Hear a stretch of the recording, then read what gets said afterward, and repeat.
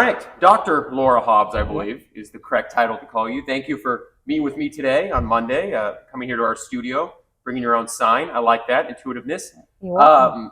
So the first question I always ask these candidates, anytime I've sat down with anybody these past couple of years, is the easiest question. Just tell me about yourself. What do you want people to know about Laura Hobbs? Okay, I'm a regular citizen. I'm a mom, stay-at-home mom. I got my PhD in microbiology over 10 years ago. I'm just somebody who really wants to do what's best for this country and for this county. I feel like we have to all get involved locally in whatever capacity we're able to make an effect and turn this country around for the better. Yeah, you say country, not county, so well, both, yeah. Yeah. But at this point in the stage of the game, the only way we can really affect change is locally. If we're unhappy with what's going on in the national arena, we all need to get involved locally. And that's the way we're going to change things within our country. And because you're mentioning that, I'll actually, my first real question will be about the slogan there on your sign as your campaign. Yep. You're taking a page out of former President Donald Trump's playbook in MAGA. Yep, make Shasta great again, make America great again. Absolutely. Is that as simple as it is there? 100% MAGA. I'm not afraid or ashamed to say it. I speak it like it is, and that's where my heart is. So. Do you have any support or backing endorsement from anybody? Yes, I've been endorsed by the Shasta County Republican Assembly, and they are the more MAGA-leaning Republicans within our county, as opposed to the Republican Central Committee. Gotcha. That's good to know. There's different Republican Party committees within Shasta County. Okay. Yes. Because Dan Sloan endorsed by the Central Committee, and you're endorsed by the SCRA. Okay, perfect. So now some questions about the county itself. You're running for District 2 Supervisor. There's been a lot of, I think drama is the best word, division on the board over these last several years. So if you were to be elected Supervisor, there would be at least two people currently on the board that would still be on the board, and that's Kevin Cry and Chris Kellstrom. But also Patrick Jones and Mary Rickard very well could also retain their spots. So if you were to be stepping into this board that's seen a lot of division between them, how would you work to bring everything together? And then also, what are your current relationships, if you have any, with the board? Okay, well, I'll start by saying I support the board majority that we have right now.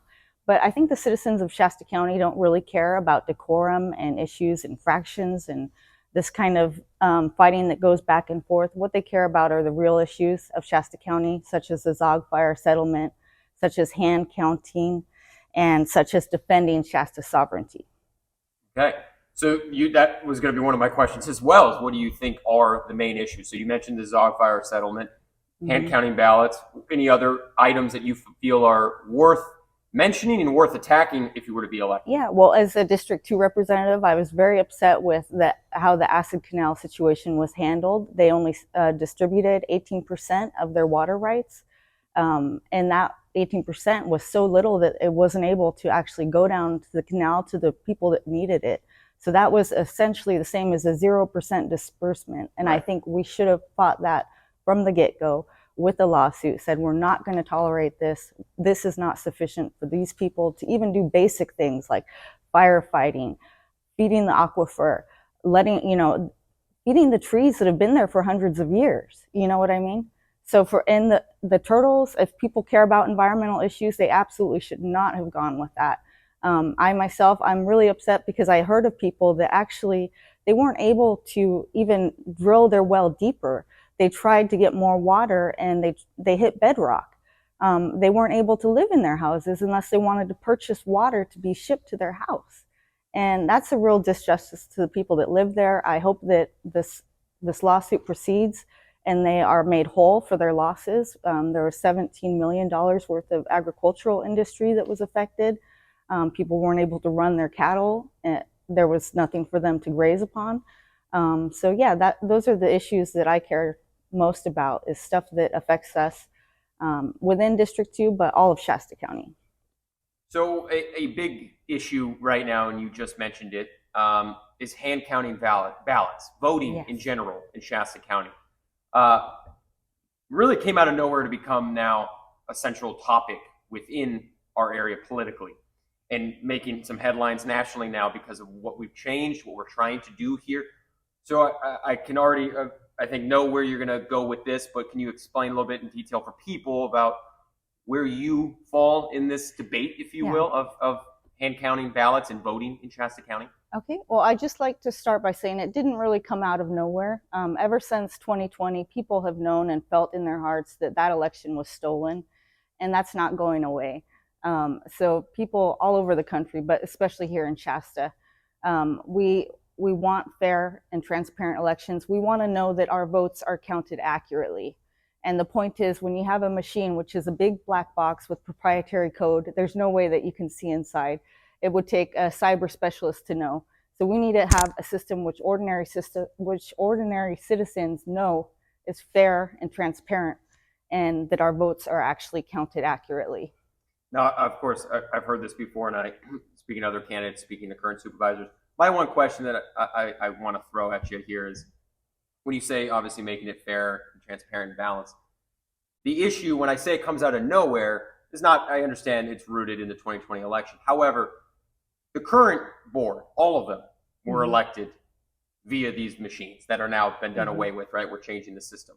But they were all elected. Patrick Jones, Chris Kellstrom, Kevin Cry, Mayor Rickard, Tim Garman, all of them. Can we speak to that? Because I analyzed please. those elections, and I did see cheating in some of those elections. In fact, they cheated against Kevin Cry, they cheated against Patrick Jones, and they cheated against Chris Kellstrom. But they won despite the cheating. No, not just those. I analyzed over 50 different election contests. Right. And I want to encourage people to go to my website if you want to see these reports. It's votelaurahobbs.com. I analyzed over 50 different election contests locally, for statewide and for the federal elections. So you can go look at that and break it down based on the section you're interested in. But I want to, that's my strong suit. That's the area I am very passionate about. But I want to let people know that I have other concerns for Shasta County that I'd like to talk about, and one of which is the Zog Fire settlement. Okay. So basically, I talked to somebody just yesterday, in fact, and what happened to him was that someone stole his FEMA settlement by using his address to claim his settlement. And it just kind of broke my heart to hear these stories of someone who's already been a victim of the fire, and then they're victimized by these other folks. Well, what the county did when Stephanie Bridget settled the case with PG&E and got a disbursement and did not feed it back into the community of Aigo-Ono, she fed it into all of Shasta County and into her pet projects, the Children's Legacy Fund, for which she is a board member of. It was basically taking what belonged to that community and using someone else's hardship to benefit. And I think that's wrong.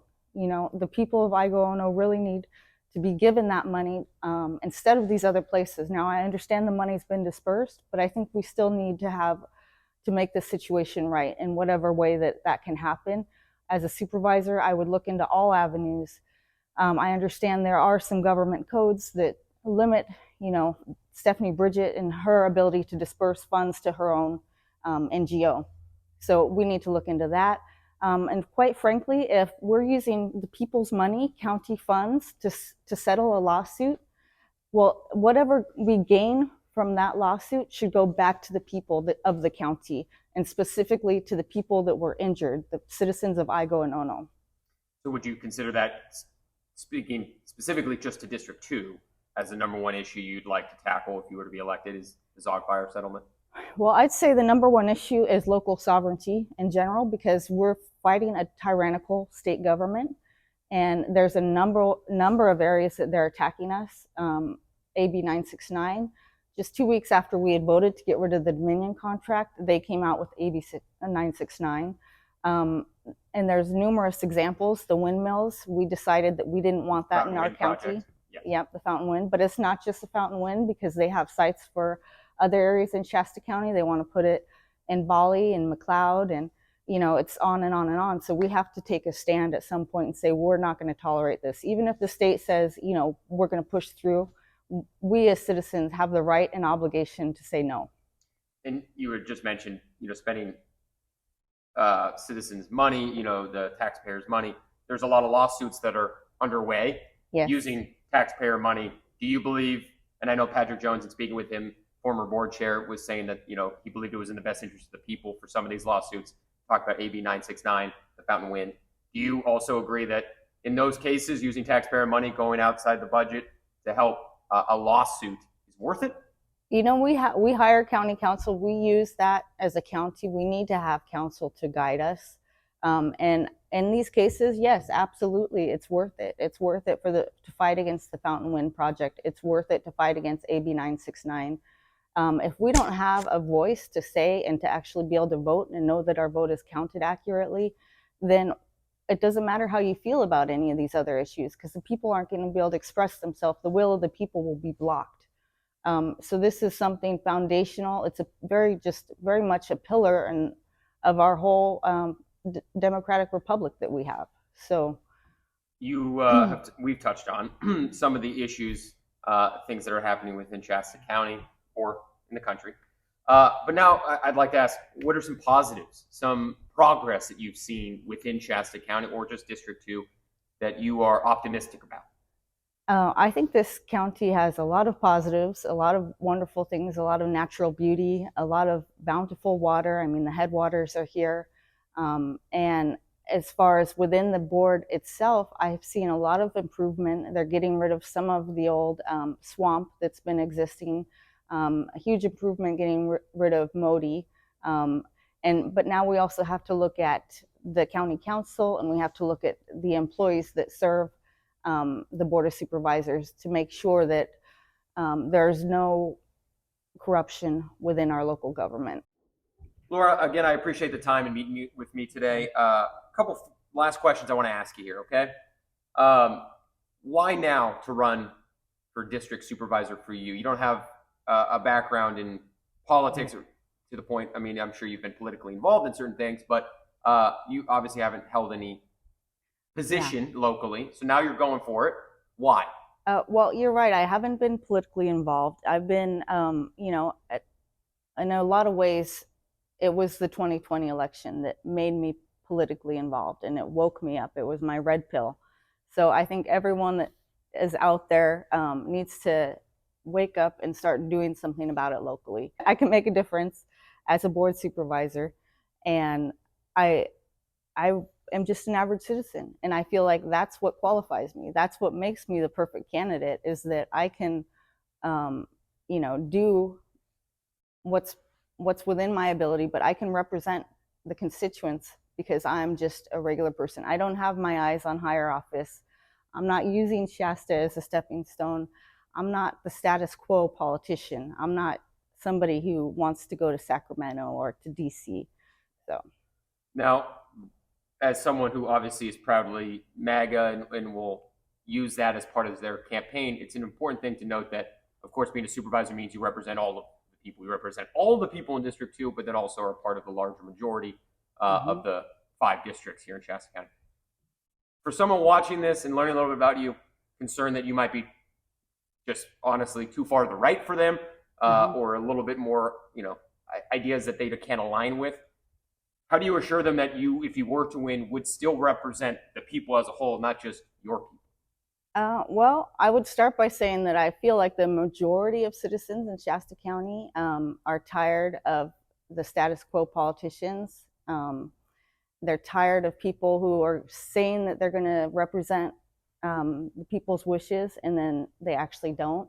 So a lot of people call themselves Republican, but often vote as Democrats, or they represent themselves a way in which is not really honest and genuine. And I think when they see me, they can see that I speak from the heart. Everything that I say is something that I truly believe, and I have a clear conscience, and I can represent the people well. And then finally, final question here. Let's tie a bow around this, huh? One word to describe yourself as a candidate, as an individual that you want people to understand about you. What would be the word to describe you? I'd say I'm a fighter. I'm a fighter. Dive into that a little bit more for me, or do you want to keep it there? Okay. I thought I just got one word. No, I'm sorry. My bad. One word and why, I should have said. Okay. You answered that question correctly. Yes. So a fighter, why are you a fighter? All right. Because, well, first of all, I have a background in microbiology, so used to digging into things, doing research, finding out answers for myself, not just taking no for an answer, not just saying, oh, we can't do this because the state tells us we can't do this. So I look into the laws. I look into, I take advice from different people, from lawyers, from experts in the different fields that I'm investigating. And I don't just say, oh, okay, the state says that we can't do that, I'm not going to do it then, So I'm a fighter. And then final question. Okay. You mentioned your website. Where else can people go and learn a little bit about you ahead of March's election? Okay. Well, the best place is my website. It's votelaurahobbs.com. And from there, you can click on my Facebook or my Instagram page. And you can find where I stand on all the local issues. A lot of people have websites and they're just static and cookie cutter. My website, I update it daily. I made it myself. And it has all of my content on there. So you can learn a lot about me there. Perfect. And I have an upcoming fundraiser on January 27th. And I have upcoming town halls. I've done 3 town halls so far, and I have a few more left. I think 3 more left. And people can learn about those details on your website. On the website, yeah. Perfect. Thank you. Well, Laura, no, thank you for coming in and meet with me, and good luck ahead of March and on March 5th with the election. Thank you for the time. Thank you, Sam. Appreciate it.